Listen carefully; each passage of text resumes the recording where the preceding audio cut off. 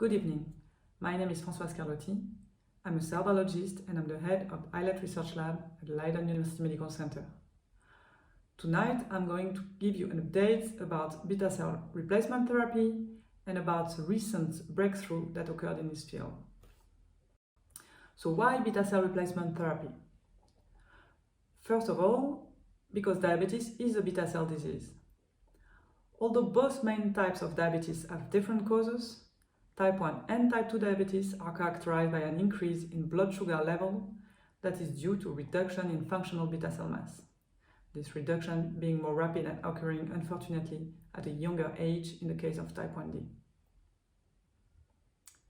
Beta cells are the cells that produce the insulin, the hormone which, together with glucagon, that is produced by the alpha cells, will allow to maintain very tightly the sugar level in the blood.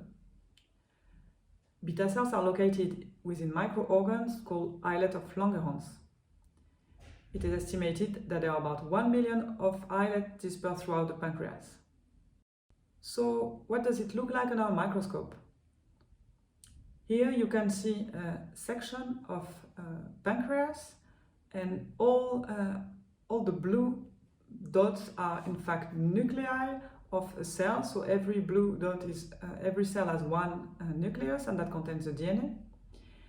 And to identify, recognize the cells, we do a specific labeling technique, and here the red labels the insulin, so we can see the beta cells, and the green labels the glucagon, and we can see the alpha cells. So here on this picture you can see basically the section of one islet and all the beta and alpha cells in a healthy situation. Now if you look in the case of type 1D, type 1 diabetes, then you will see that there are very few remaining beta cells, so very few red cells. So this is the reason why patients with type 1 diabetes need to inject insulin and to monitor their blood glucose level very regularly. There have been a number of great development in that aspect recently, and of course those technological advances help greatly your daily life. You know those things much better than I do.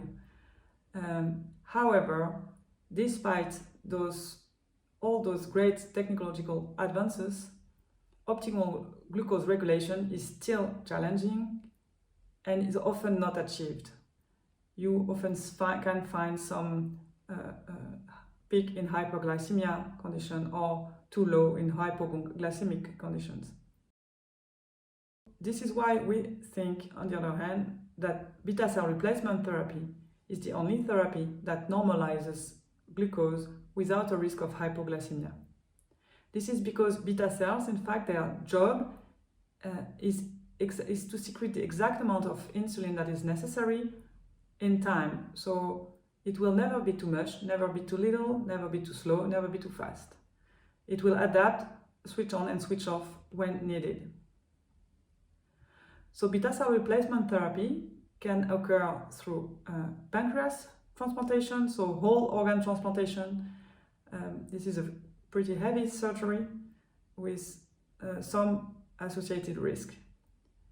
There is another option, that is islet transplantation, that is also performed at the LUMC. That's the only center in the Netherlands. And our group is responsible for this technique. This is coordinated by Professor Dr. Elko de Koning and Dr. Martin Engelse. So briefly, what my colleagues do is from donor pancreas, they will isolate the islet of Langerhans. That's what you see on the left. Here they are stained in red with another labeling that labels the beta cells. And this is quickly shown on this picture, but the whole process, to give you an idea, takes 6 to 8 hours for 3 people. So it is a lot of work.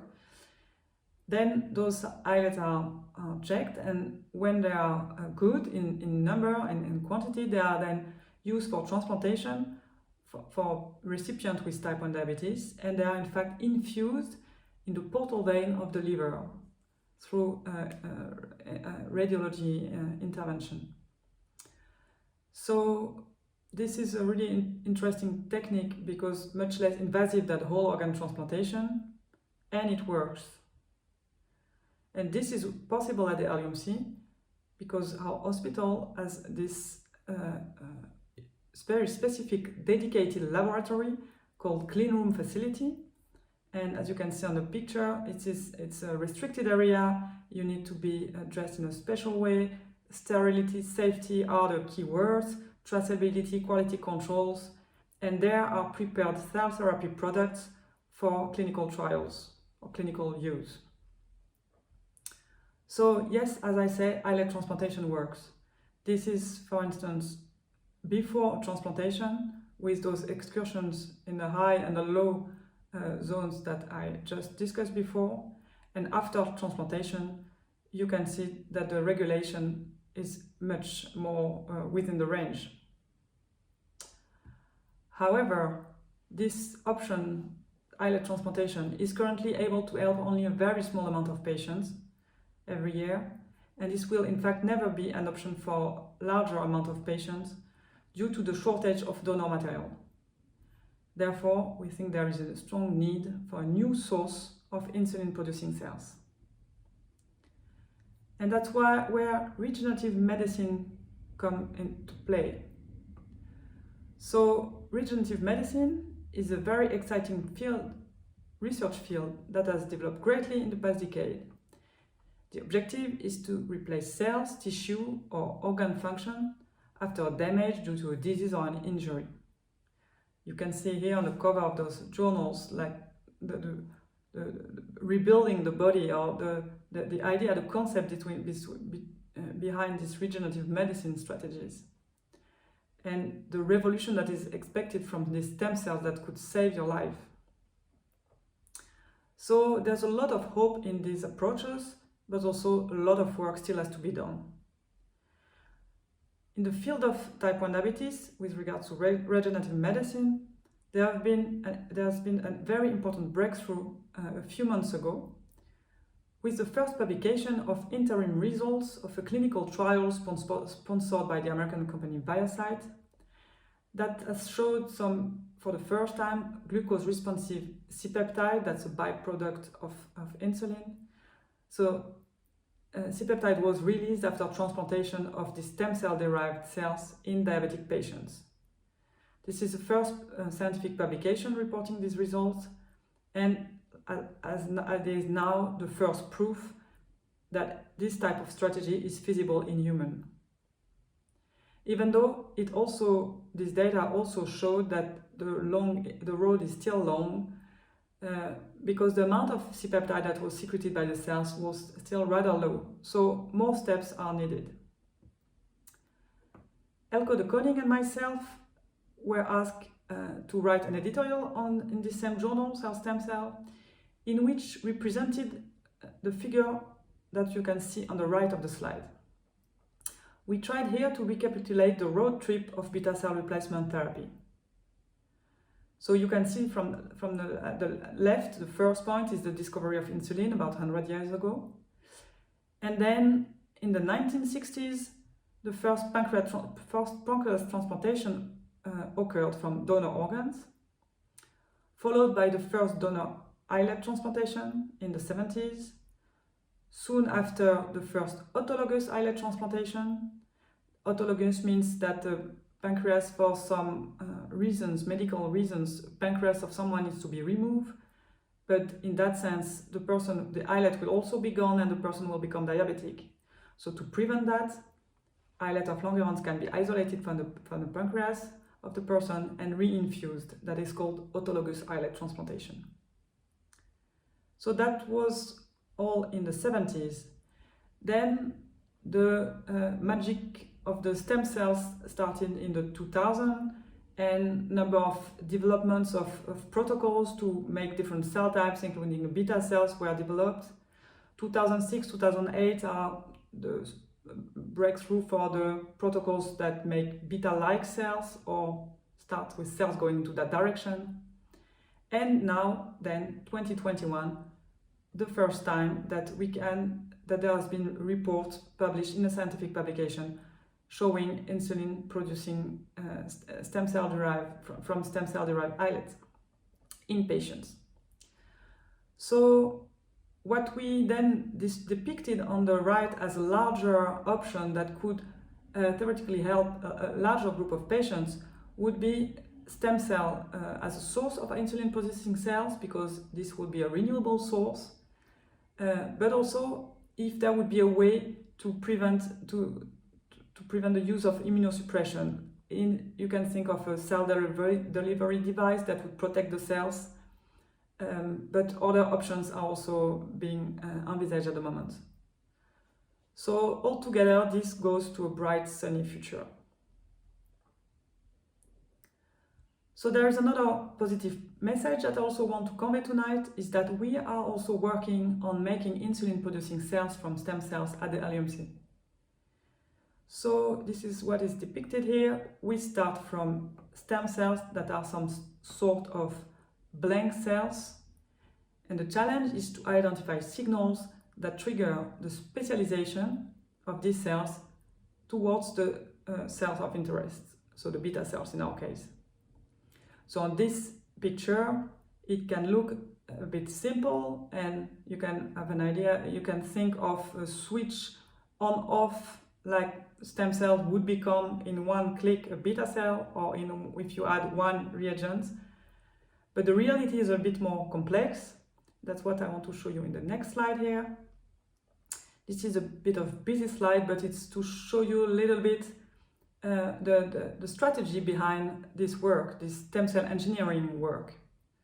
So on the top of the slide, you can see basically a summary, simplified summary of knowledge that was gathered by decades of work from developmental biologists. Those people try to understand how the pancreas develops during fetal development, from stem cells to a fully mature beta cells. They have identified certain pathways, but also certain biomarkers that we can nowadays use to identify the different stages that are necessary. So now, what stem cell biologists do, they use this knowledge to reproduce these signals in a dish. Basically, we try to mimic the development of the pancreas in a dish, starting from those blank stem cells and going step by step by switching on, switching off of certain pathways, by checking at every stage that we have the cells we want to have, and going step by step, we go towards a beta cell. So on this next slide, you can see that currently our protocol is about 7 stages, and it's basically almost every day that you have to change the conditions on the cells, and it takes about a month to get from pluripotent stem cell in a dish to a beta cells that secrete insulin. So what we do at the moment is optimizing all those processes, and especially characterizing really extensively the cell product that we produce. This is currently at a research, in a normal research lab. And here on the left, lower left, you can see what it looks like. We grow those islet-like structures on a small cell cluster that are floating in suspension in the red liquid that is a medium, that are in fact the nutrients and all the signals we give. And this spinner flask rotates, so there is always a flow. So those group of cells are floating, kept in suspension in this medium. And you can see then we characterize at different stages with different type of assays. On the middle picture, you can see here another labeling where the green are the beta cells and the red are the alpha cells. So that after a month of this specialization, of this differentiation, we can obtain a high number of cells expressing insulin, or C-peptide, the byproduct. Another very important characteristic for us is that the cells are functional. And what is the function of the beta cell, the job of a beta cell, if you want? It is to secrete insulin in response to sugar, in response to glucose. So this is what we do, what is shown in the essay on the right, lower right corner. So when the cells are subjected to low glucose condition, they have basal secretion. When we give some high glucose, high sugar level, they will start releasing more C-peptide that we can measure here. And then when we switch back to low glucose condition, you can see that the cells shut down and stop secreting. So this is a really good indication that about the functionality of the cells. What we then also do in a routine nowadays is to transplant these cells in a mouse model. So you can see again those cell clusters that look like islets for us morphologically. So these are stem cell derived islets. And to test them in vivo, in the mice, we transplant them under the kidney capsule. So what you see on the left, the red organ is in fact a kidney, and the white stuff that is shown by the yellow circle is the graft of the cells that we implanted. And we use this, we transplant them under the kidney capsule. So you have the kidney here, and there's a capsule on top of the kidney, very thin. So we don't touch at all the kidney, we just go on top of the kidney, under the capsule, and there we place our graft. Then we place back the kidney, suture the skin of the mice live its life, and a few months later, we can reopen, re-expose the kidney and get back the graft when it's necessary to have it analyzed. So that's a transplantation site that is used not in humans, but in the mice only for practical reasons. That's easy to retrievable. So, but before we sacrifice the mice, we also keep them, check them in time, and that you can see on the right graph. We do a bit of similar essay that what we do in vitro. So we give a glucose challenge. We inject some glucose, some sugar in the mice, and then we take some blood samples at different time points, and then we will measure human C-peptide or human insulin. Like that, we know for sure that what we measure is resulting from our graft of human cells and not from the mouse cells. And there we can see that in time, more and more glucose, more and more C-peptide is being secreted by these cells. So that means that our stem cell derived islets are able to engraft, they survive. We did up to 3, and we will go now to 6 months long experiments. And they are functional, they show that they can respond to glucose. So we are all very happy with those results so far. And what we are busy doing at the moment is transferring all this protocol to the clinically applicable conditions, and to be able to repeat this manufacturing procedure in this clean room facility I showed you before. So meaning with all quality control, in-process control, to adhere to all regulatory aspects that are necessary to generate a cell product for clinical use. So we are working hard on this and hope to give you another update soon. And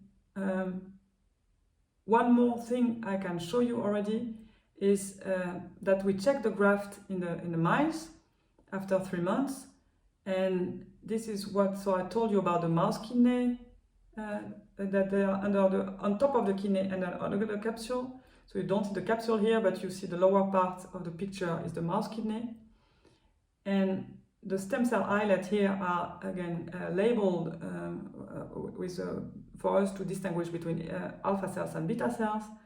So you can see the beta cells in green and alpha cells in red. This is after 3 months after transplantation. Again, another very positive sign showing that those stem cell islets can engraft, survive, and look very healthy after engraftment. So with that, I'm going to end my presentation, and happy to give you, this is a picture of the group of the islet lab at Leiden, and that was just before COVID, a couple of years ago. And I'm happy, thank you all for your attention, and I'm happy to take some questions in the live program that follows now. Thank you very much.